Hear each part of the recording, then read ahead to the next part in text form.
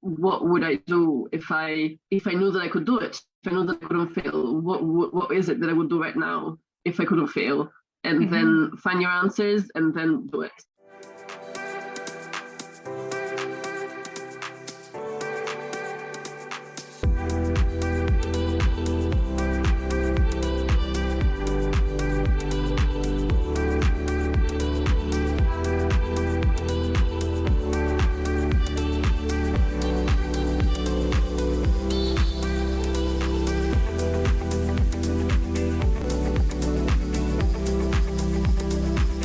Welcome back to the Good Enough Mompreneur Podcast, the podcast that celebrates the resilient women who are managing the beautiful chaos of motherhood while pursuing their entrepreneurial dreams.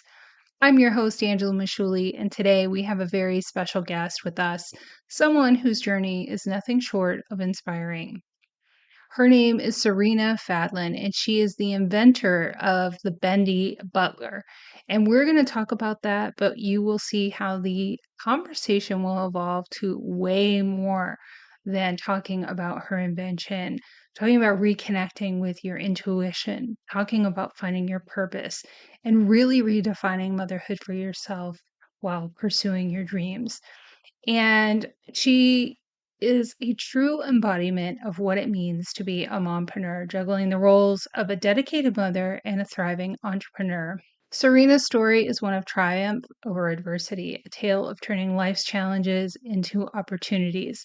She is here to share her insights, her struggles, and her victories, offering a beacon of hope to all mompreneurs out there who wonder if they can truly have it all. So grab your favorite cup of coffee, find a cozy corner, and get ready for an uplifting and enlightening conversation with Serena Fadlun.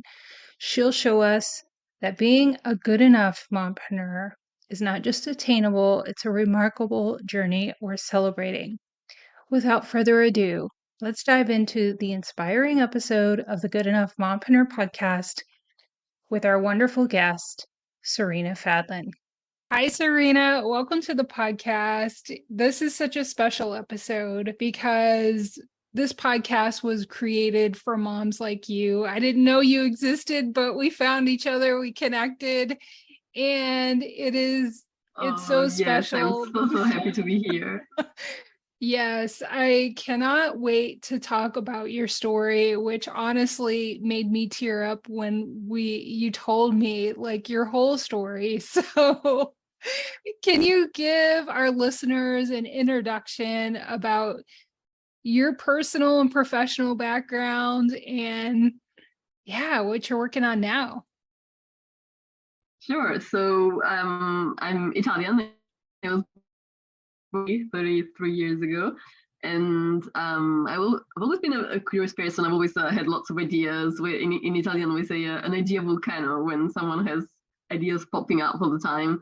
But I initially took the academic path. I did well in school, and I had parents that weren't really into kind of alternative lifestyles. So for them, it was just go to university, study, get your degree. I did move to New Zealand to go to university with a little bit more freedom, but I studied psychology there and I got my degree. And then I came back. I was supposed to start a PhD there. I had a scholarship for a PhD, but then I decided to come back home after about 7 years that I was in New Zealand. And when I got back home, I started working as a translator for movies and TV shows.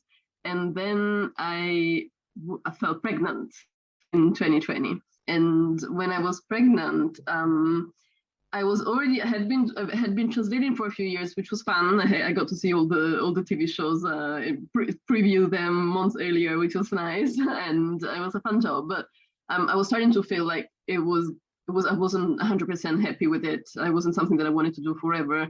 Mainly because it took a lot of time. I used to work 10, 12 hours a day, and it wasn't growing as much as I wanted. And I realized, I'm pregnant, and I'm going to have to find a different way to organize my life, because I'm not going to be able to work for 12 hours a day when I have a baby. And so when I was about 7 months pregnant, I had a dream one night, and it was a really strange dream because my son that I was pregnant with was a toddler. He was about 3 or 4 years old, and actually, this is a fun fact. I don't know if I replaced this memory, but my toddler now, he's 3 years old now, just turned 3, and he looks exactly the same that it was in that dream. So I don't know if I slowly just replaced the memory or if that was kind of like a little. But wow. I remember him looking exactly like he looks now. And in this dream, he was playing with something, some strange object, and he was kind of like tinkering. And I asked him, what is it? And he said, Mom, this is what you invented. This is your invention.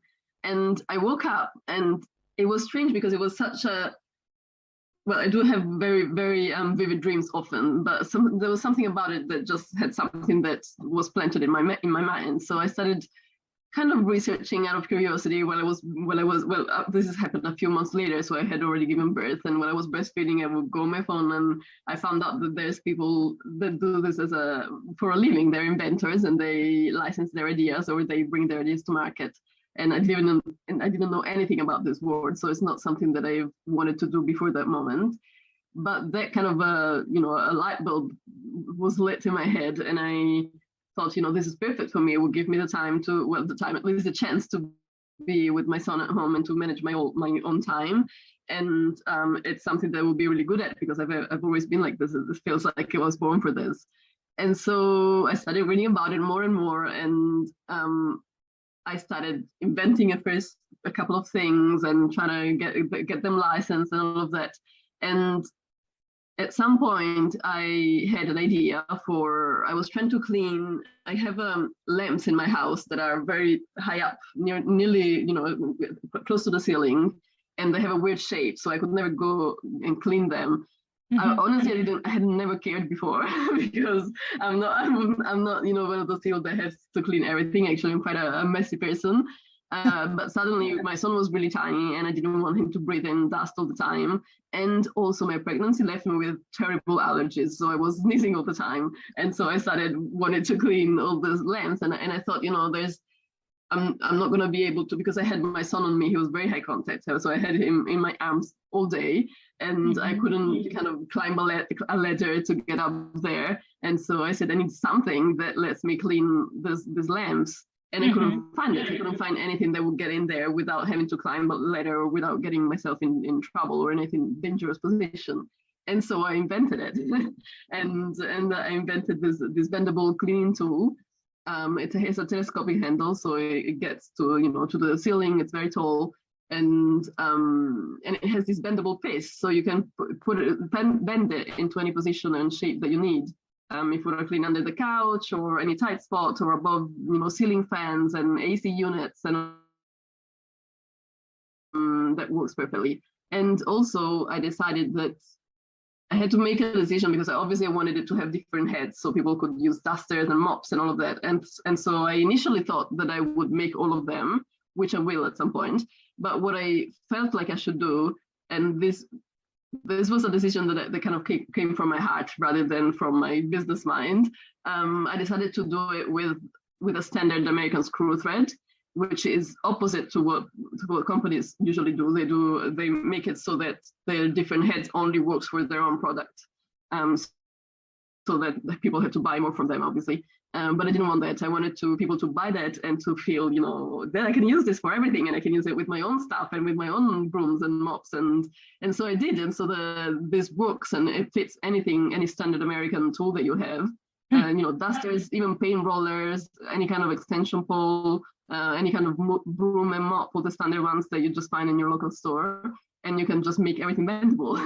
And so I thought that was very exciting, and that my customers would just be happy and feel like they got a great deal, and I did it that way. And so that's when I had the idea. That's when the journey started.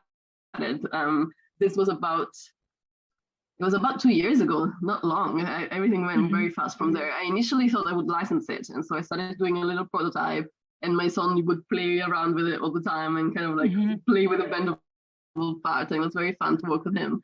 And then I met someone. I had a kind of a consultation with a licensing expert, whom I met through InventorCon, which was a convention that they had in 2020, a virtual convention.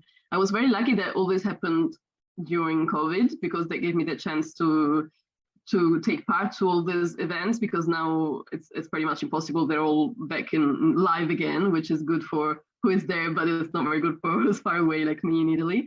And so I was able to meet a few people there, and I showed her this idea and a few other ideas, and she said, you have to go with this. This is great. It's something that everyone could use. Every home in America could have one. And so she got me very excited about it. And as I started to get information about it and to get the pricing for the manufacturing, I started to think that maybe this was something that I could do on my own rather than licensing it. I didn't make the decision right away. This was very dangerous for me, because we had no money, and I had a tiny little baby, and I had never run a business before. I had no idea how to do it. And so I was very nervous, but I got to a point where I felt like I just had to do it. I already had all the pricing. Initially, I had no money, but I right at the time, right when I was deciding should I do it or should I not do it. So I got a little advance. It wasn't huge, but it was enough to cover the first batch. And so I thought, you know what, I'll just do it on my own, and I jumped in with both feet. And I often say, luckily, I didn't know back then everything that I would have to do, because sometimes you just have to kind of jump and then just figure things out bit by bit. Right. And so that's the story of the Bendy Butler. I don't think I've said its name yet. Yeah, that's what I was gonna say. Tell us the name. Yeah, so the Bendy Butler. That story is like, I don't know, it gives me the goosebumps. It gives me chills. Just the fact that you just went with your intuition, that you just had to do it and you trusted it. And that's something that a lot of people don't do.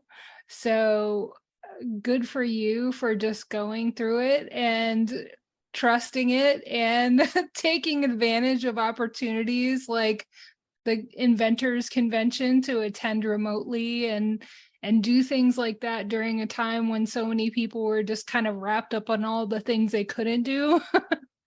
So yeah.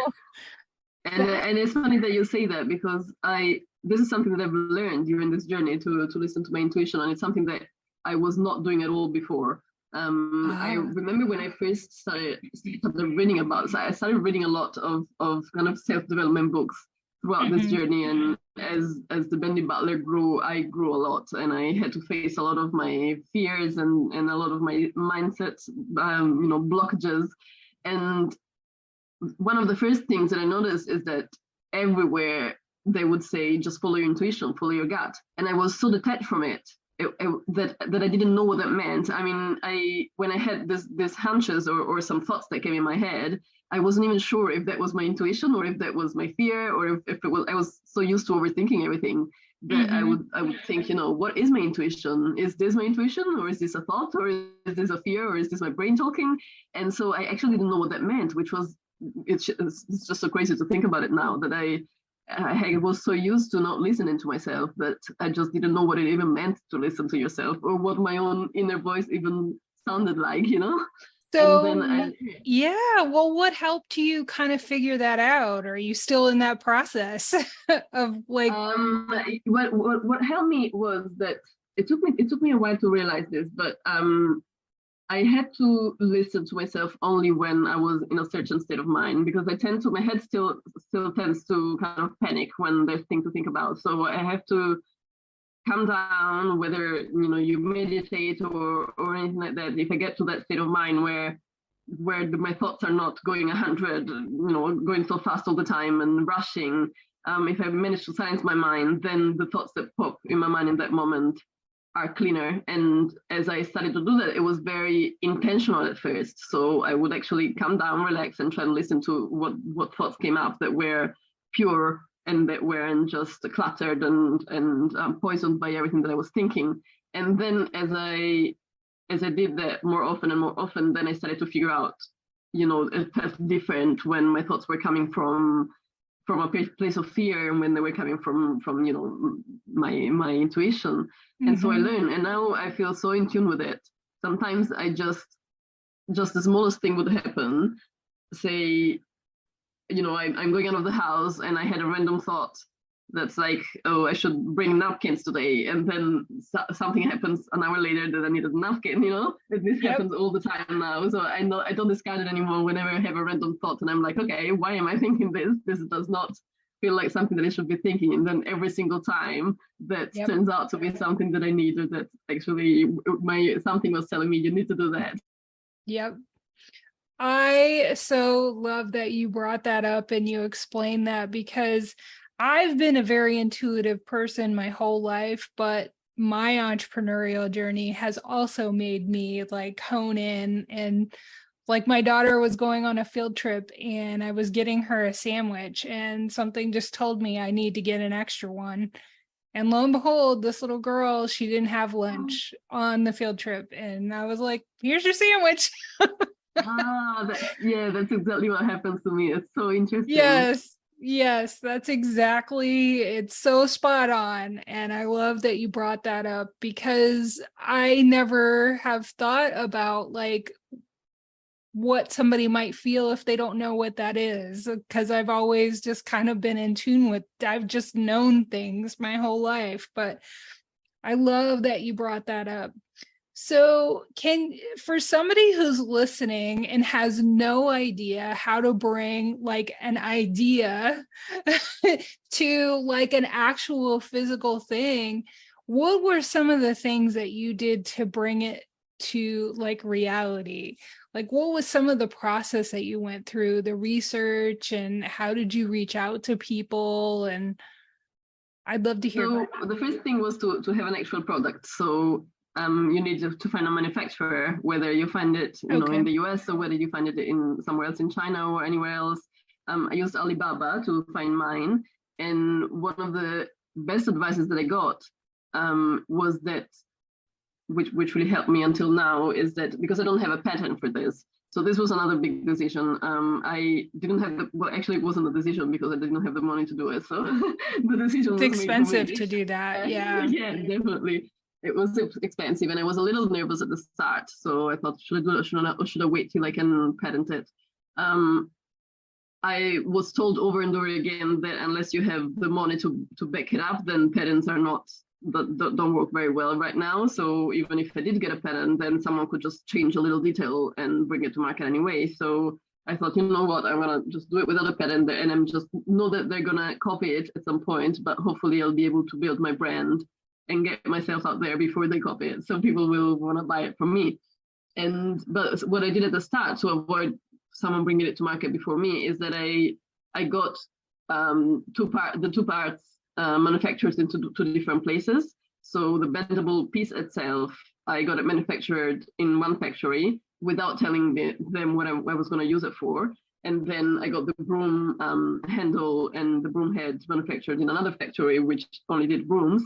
And again, I didn't tell them what I was going to use it for. And I just told them which threads they needed to do, which was simple because it was standard American. So that's what both of them used. And so then no one knew that I was going to put the two pieces together until the very last moment when I got a third factory, actually, my freight forwarders, to put them together and then ship them. And so that gave me a little bit of time to think about my samples and take my time, so I wouldn't have to act fast out of fear. And that was something that really helped. And then after I had I found the factories and I got the first sample, then I had to figure out, first of all the paperwork, which was tough because I opened a US company and I live in Italy. So that was a little interesting because I couldn't be there to sign any documents. And so I found a company that did it for me, and also I opened a bank account through another company that is the only company that lets you do it from overseas, which was great. And that was actually pretty fast. It was harder to do all the research to find the right companies, but then when I did, it was pretty fast to put it together. So I was really happy about that. And then came the shipping. And that was my nightmare because so my choice was, I initially didn't even consider Amazon. The Bendy Butler is now selling only on Amazon, but it wasn't even in my mind at first because I felt like I wanted to have something more personal and I wanted to be more in touch with my customers. But I couldn't find a way to do it because I could either ship them directly from China But first of all, it was very expensive. So most of the people quoted me like $35 for shipping each piece, and I'm selling it for $30. So obviously, it's not something that would work. And I found one that would do it for I think they said $17, which was a good start for me because that meant that I didn't have to ship it to America, which I didn't have the money for. And so they could sell it. They could send it directly from China, and was initially, I thought, the best choice. And this company was found by someone that I was introduced to, who works with inventors, and he told me that he had this company. But then, and so I had thought I had it all organized. But then he kind of disappeared and stopped answering my emails. And I thought, oh my gosh, what am I going to do now? That I was getting ready for launch and I started talking about it and I didn't know what I was going to do. And so I started thinking about it, and I started to get worried about shipping it directly from China for a few reasons. First of all, it meant that people would order it and then receive it several days after, which nowadays is not something that people love. And also, how would it get there? And, the conditions of the box might be not great. And so I felt like this wasn't the best choice for me. So then my next option was a 3PL. And so I had to send the whole thing to them. And then I figured I would get them to put the two pieces together and box them and then ship them, fulfill the orders in the US. But again, this was quite expensive, and also actually was very expensive. And also, in addition to that, I will have to figure out the budget to send it from China to America, which was something that I couldn't afford back then. And then it would be about $18 for each piece to fulfill the order. So that was a big chunk of my sales. And so then I thought, okay, maybe I will try with Amazon, which was the best thing for me because their shipping was much cheaper. So it's still about $10 because it's oversized and the pole is quite long even when it's closed. But at least it gave me a little bit of room for selling and getting some money and profit. Profit, yeah, exactly. And which by the way is something that I need for my next order. So obviously I need to make profits out of this. Right. And also the storage costs and the packaging costs, which then I didn't end up doing because I decided to pack it in China directly. But they do a lot of these costs are taken from your sales. And so I figured it would be I didn't have to put any money in advance, which I would have to do it with the 3PL. I'd have to pay for them to receive it and to store it, and for them to package each little piece. And so I thought, okay, I'll go with Amazon at least at the start. That's the only way to go, which was something that was also very interesting to set up because it wasn't easy, especially from here, because addresses, I'm in Italy, but I need an American account, and then they obviously check everything in your brand and images and everything. So that was a bit of a long process, but then I had to figure out the budget to ship from China to America, which I didn't have. So I had about a month where I started to save every cent and kind of my birthday was coming up soon. So I told everyone not to give me presents and just give me the money for shipping. And I started to sell a few old things that I didn't need, clothes and everything. And I started to put this budget together. And then the day before, and I talked to, I think, probably like 50 different freight forwarders to figure out one that was, the most accessible. And I finally found one. And then the day before they would have to ship it, they told me, you know what, all our quotes were wrong, because when you have a product that's bigger than it is heavier. So my product it's a big box, but the product is actually very light. So they had quoted me all the shipping for the weight of the product. But they didn't. But they told me that when in these situations you have to calculate it by volumetric weight, not by actual weight. So the cost of it would be, I think what they gave me was nearly twice as much as I initially thought. Oh. And so that was, I think, the worst part of this whole journey, because I think that was the worst day. I had a horrible day where I just thought, there was no way I could do it. I had to ship it fast because they wouldn't just hold it for me forever. And I didn't know where I was going to find the money. It was already hard enough to find the little bit that I had put together. And I just thought, I'm not going to be able to figure this out. But then, I had to. I mean, it was already, I had done all of this. I couldn't stop now. I had it already. I had to find a way. And so I sold a few more things, and I borrowed a little money, and I stole my son's money from his birthday. Had given him a little money when he was born, and I temporarily borrowed it, and I will give it back. And I did it. I found a way. I had to find a different freight forwarder because I found one that was a little bit cheaper. I was kind of able to negotiate. They already knew that I hadn't chosen them before, so they really wanted to find a way to steal me back from the other company. So they gave me a very favorable price, and I did it. And I think in that moment was both the hardest and the best moment of the whole journey, because when I did it, I just felt so powerful, and I thought, you know what, I'm gonna be able to figure it all out. I'm gonna find a way to get to the end and to bring this to market and to sell it, because I just have to. That's such a great story. I mean, it's just incredible. You went from, this wasn't your background. You went from this dream when you were pregnant to actually building a physical thing and figuring out from a foreign country how to create, manufacture, market, sell, ship this thing that came to you in a dream. And that is just incredible. I mean, so you launched with Amazon this month, right? I mean, and you have some potential big news in the future. I won't reveal that unless you would like to do that.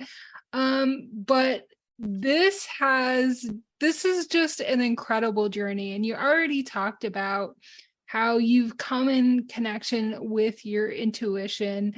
So let's talk about the fears and what the mindset shifts you had to kind of overcome along the way, from perfectionism. This is my favorite topic. I mean, because it is so true. You just went into this not knowing that you were going to have this evolution in who you are, and so talk about how you had to really shift your mind.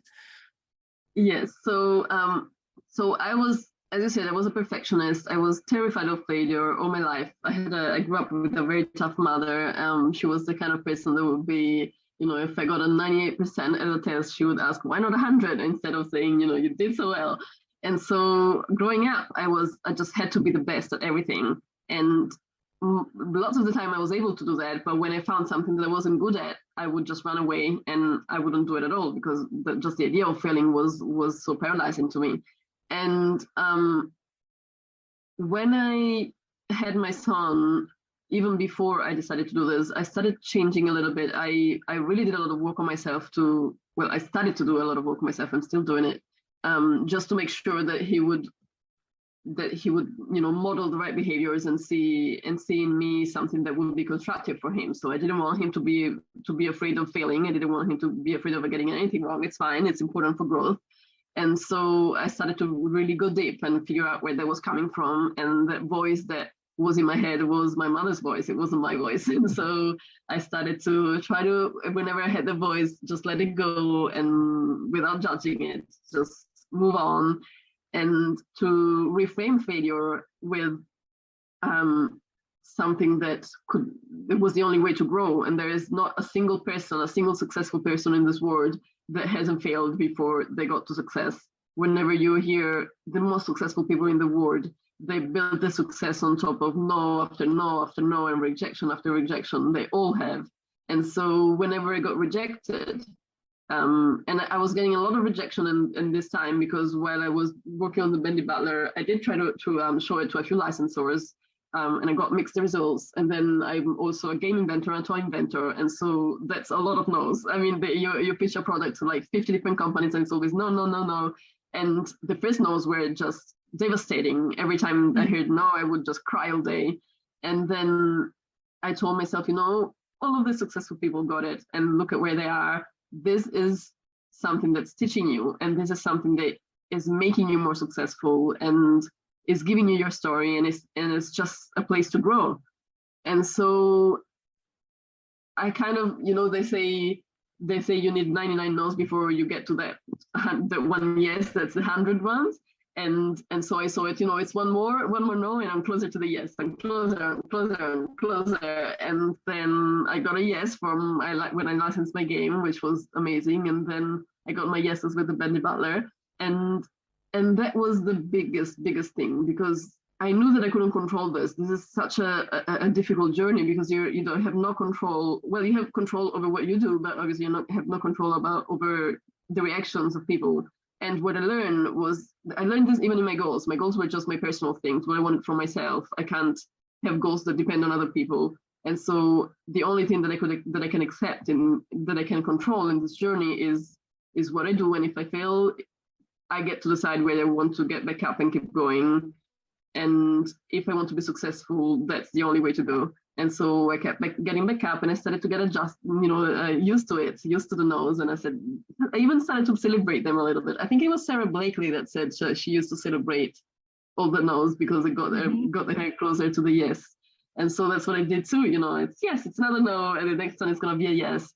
And that helps so much. And also being very learning about mindfulness has helped me so much, just to to calm that voice down and to be present. And if tomorrow I'm gonna fail, it's fine. All I have is this moment, which is the happiest moment ever, because I'm working on what I love, and I'm reaching all my goals and my dreams, and tomorrow we're about tomorrow. So this was the biggest shift.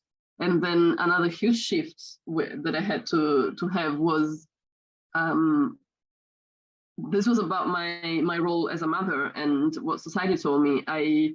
My son was just a few months old when I made the decision to follow my dreams. And I remember one day looking at him and thinking, like many of us think, I have to choose. Will I be able to be a present mother while I also chase my dreams, or do I have to choose between them?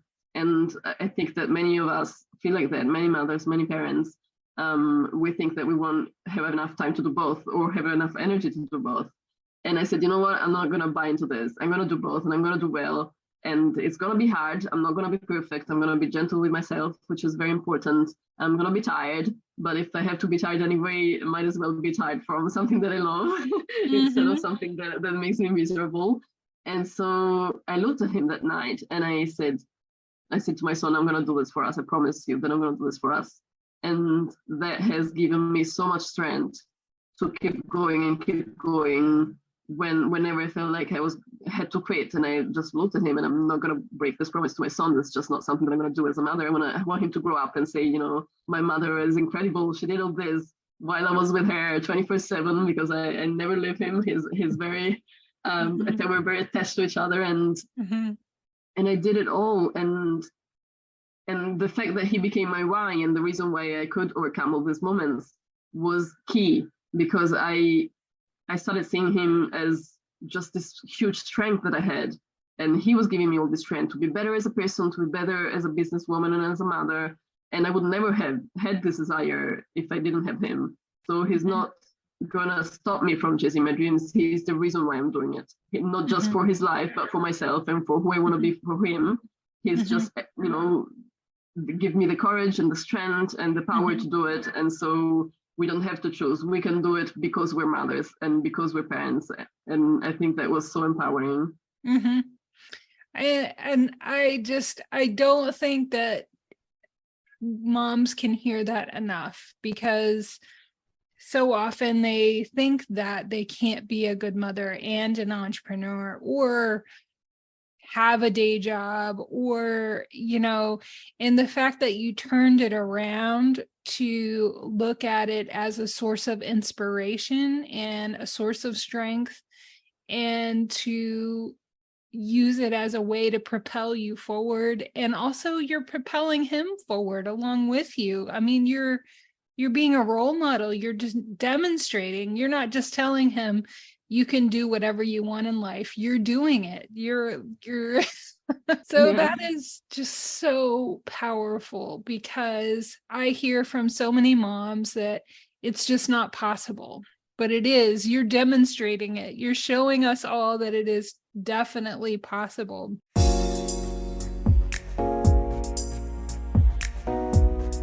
Hey, mompreneurs, I wanted to take a minute to introduce you to one of our sponsors, Tiffany Co. Design Studio, owned by fellow mompreneur Tiffany Collette. Do you struggle with posting on social media? Take headache, confusion, and the feeling of overwhelm out of content creation by using templates. With templates, the foundation is built for you, so you aren't spending hours of time creating each piece of content from scratch. Find social media and business resource templates that match your coaching business by visiting tiffanycodesignstudio.com and use the code GoodEnoughMom to get 20% off any template pack. And Tiffany has some really amazing ones, especially if you are beginning to plan your holiday content. She has some great resources there. Be sure to check it out. And if you'd like to know more about Tiffany, go to episode 54, where I interview her and talk to her about her inspiration for creating a design studio that supports mompreneurs, especially coaches, with their content creation and business resources. So now back to my inspiring conversation with Serena Fadlun.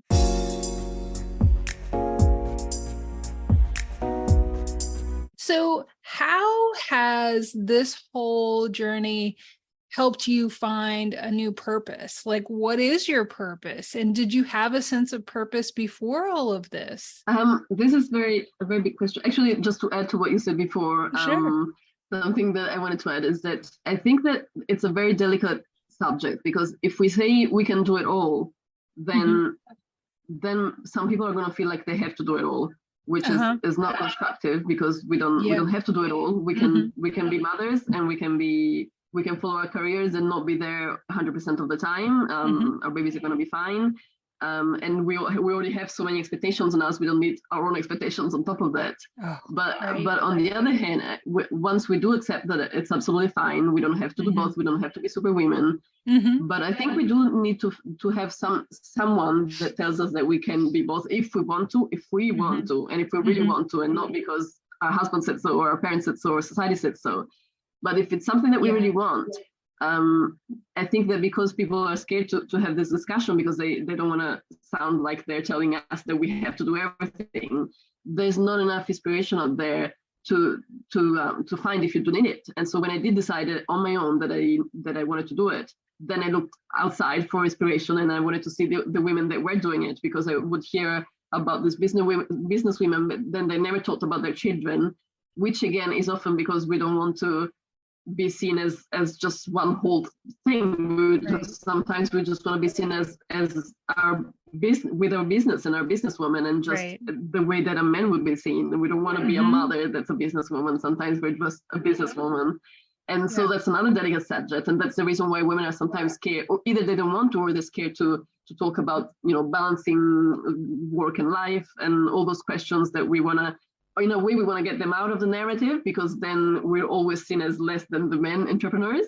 But on the other way, some of us do need to talk about it. And so it's such a touchy subject. And when I started looking for people that talked about how well they were doing in their business and how much time they spent with their family, I just couldn't find them. I didn't find them because women don't want to talk about it, and for a reason, and I absolutely, support them. But then where were the ones that I wanted inspirations from? Where were the ones that were saying, I'm doing so well with my business, but here I'm spending all day with my son, and I'm perfectly fine, and we're having fun, and I'm mindful, and I'm present with him, and I'm not thinking about my business all the time that I'm with him. I just couldn't find them.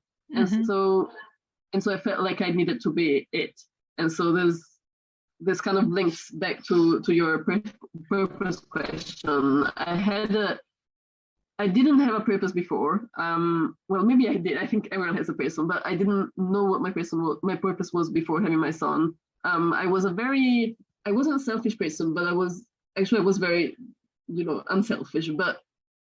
But I was very, I never thought about the future really. The most important thing in life for me was was feeling very strong emotions. So I would live day to day, and my goal in life was to fill my days with big emotions and not just a full, very intense life, which was amazing. I had a very beautiful life because of that.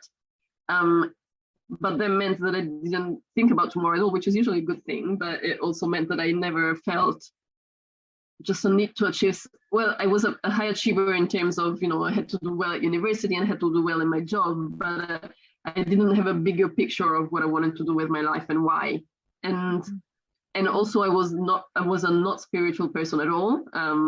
And so I didn't really think that I needed to have a purpose. I just felt like I just need to be happy every day, and that's the best I could do with my life. And so I never really thought about it. But then as I grew and I grew with the Bendy Butler, and I became more and more spiritual, and I started to pay attention to these things, at some point I started wondering, is this the right product to bring to market, or am I supposed to be doing something that's more meaningful in some kind of spiritual way? And so I had that question in my head. And then I realized that my purpose was mixed into that. It wasn't necessarily the product that had to be spiritual, but it was my whole journey that did. And I felt like my meaning at this point in life. I'm not sure if this is a bigger meaning. I think sometimes you give a meaning to a part of your life, and then something bigger happens, and then you realize that everything that was happening before was taking you to that direction. So I don't know what the bigger direction is. I'm not sure how big this is going to be. I do have a hunch that something big is going to happen to me. I feel like I'm going to do something big, but I'm not sure what that is. So I don't want to give a label to my purpose yet. But I feel like right now, my purpose is just to give a little hope to people that have no budget, to all the people that say I can't do it because I don't have the money to do it, or they say that I can't do it because I have to be with my children, or they say, how am I going to do it all? And it's such a place of desperation. And, the moment you think that you're not going to do it, then you're not going to do it. But if even one person hears me and they say, if she did it, maybe I can do it too, I'll be fine. It's going to be hard, but it's going to be fine. Or maybe it's going to be easy, who knows? So it's going to be easy for some people. And maybe, yeah. Maybe. And if just one person hears that they can do it, then I'm happy. I don't care how many Bendy Butlers I sell. The fact that the Bendy Butler gave me the opportunity to be here with you today and maybe inspire someone to do something with their life that is going to make them happy, then that's it. That's all the success I need. I don't need anything else. And of course, for my son to say all this, maybe maybe he'll see this interview in a few years, and he's gonna say, family, you did this for me and with me, and that's a huge motivation to do better. I think, so much you said was so important. Yes. It's important to note that we have to examine why we're doing what we're doing as mothers, as women, and whatever it is you decide to do or are doing, you are just giving them permission to consciously examine that and to go, okay, is this working for me? Am I assuming this expectation? Am I just putting it on myself and it's unnecessary? Is it working for me? Is it not working for me? And we so often create this prison of our own, how we live our lives by assuming these expectations. And it keeps us from sharing our gifts with the world. Like you could have said, I can't do this, and none of this would have been shared. That's just devastating. So I want people to understand how important it is to go on this journey if you're called to share your gift, to share whatever it is that you're passionate about. And the fact that you're creating it with the intentions that you're creating it, just out of pure, like, this is what I am called to do. Those pure intentions, I think they lead to greatness, because, it's like you've got this divine download to do this and you're just like, here it is. I don't know why. It's how this podcast started. I did not mean to start this podcast. I have a travel business. I started a podcast for that. And I couldn't not start this podcast. I had to do it. And this moment is exactly why. I mean, you've helped me realize, every guest helps me realize like how important it is. So I feel like it's such a privilege to be a part of your journey and share your story. It's just, it's incredible. It truly is incredible that we live in this time where you can sit in Italy and you can create this and have this conversation and share it. Like, this podcast is listened to in 22 countries and over 100 cities around the world. I mean, it's just so, who knows who you are inspiring today. So, I mean, yes. And you're right, and you're very right when you say I just had to do it, and I felt exactly the same. And I think that ties back to the intuition. When I first started reading about this stuff, it's just I used to read all the time that when you're doing something that you're meant to do, then you're just gonna feel like you have to do it. And again, I thought, what does that even mean?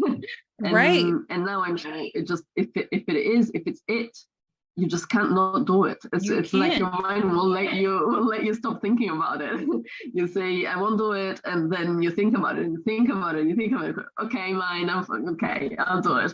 Or even the craziest times. I had a time where there was a book that was so the book was the Celestine Prophecy. I don't know if you've ever read it, and it's a very beautiful book, and it taught me a lot about my prep. It just gave me a very big boost when I was going on with the Bendy Butler, and just made me realize that I had to do it. And the funny thing is that the book is not new, so it's not like you would see it in the storefronts, right? But for some reason I started seeing it everywhere. So I would go to a bookshop and it was right there, even secondhand bookshops. I remember I have a secondhand bookshop near my house, and I went there, and after I had already seen it in a few bookshops, and I saw a copy there, and I was like, okay, there was only about, so this was like kind of like a secondhand market. So books, there were many books, and one of them was this, and I thought, okay, this is a funny coincidence. And then I didn't get it. I don't know why I wasn't getting it. And then the next time I went to the same place, there were 4 copies of that book. And I was like, what?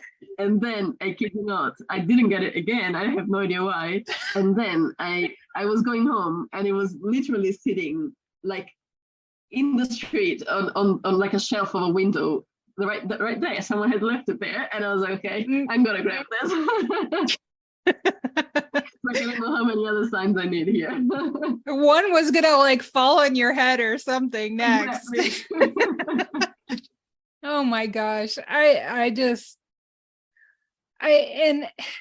think what you're describing, I don't know if you realize it yet or not, and it's something that I've gone through myself, is becoming an entrepreneur is a portal to a spiritual awakening.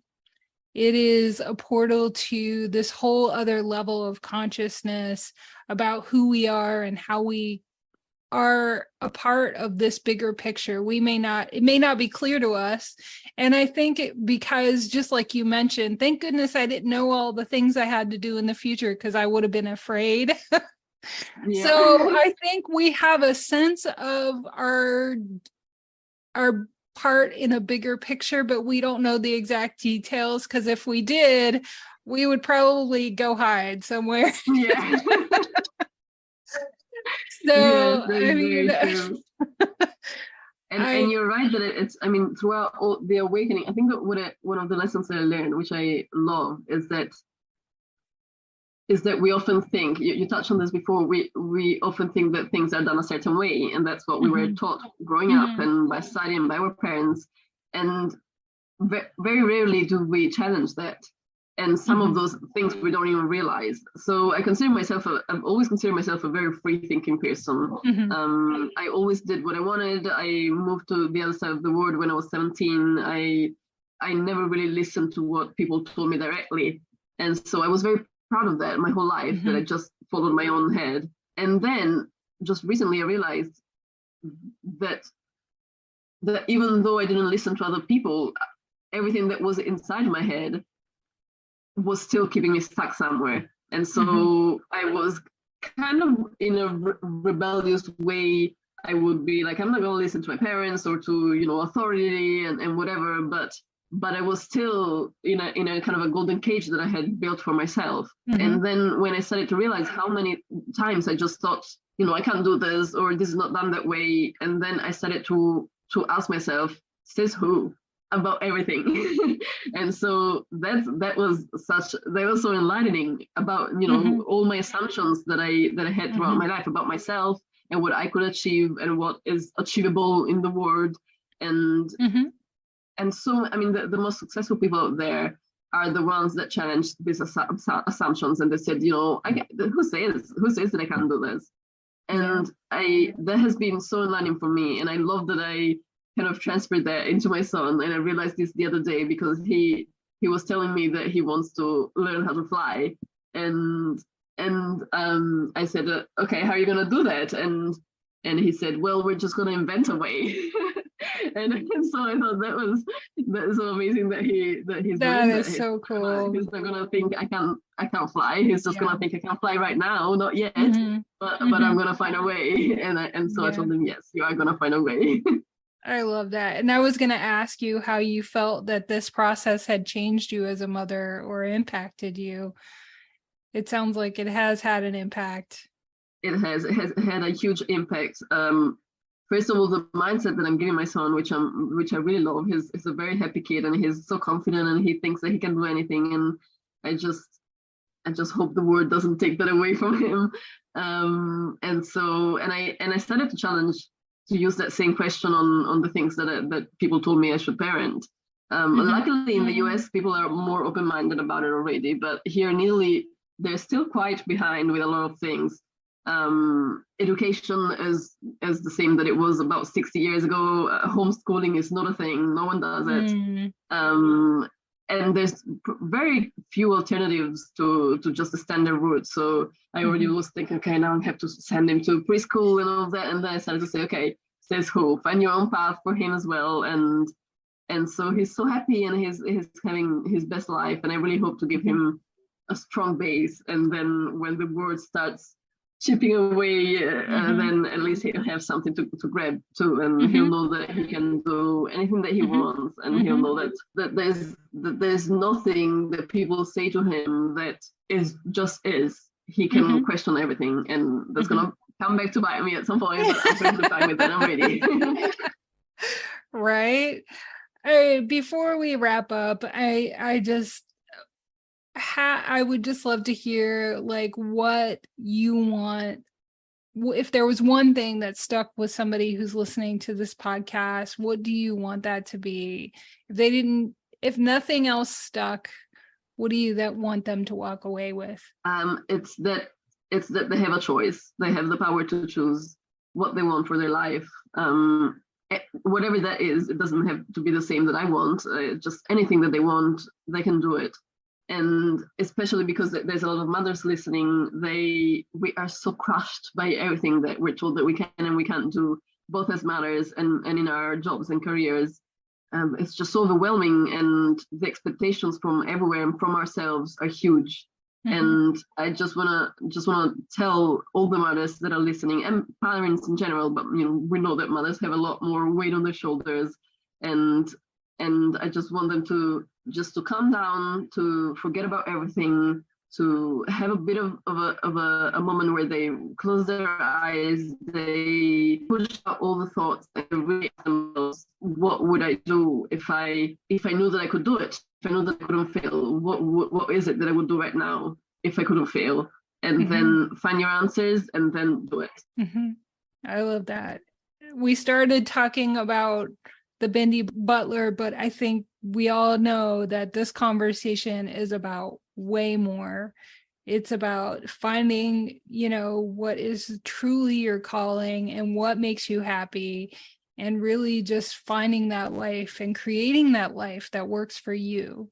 And I so appreciate your time and sharing your story. I mean, it's just It's impacted me. I just feel so grateful to have a platform to have this conversation, honestly.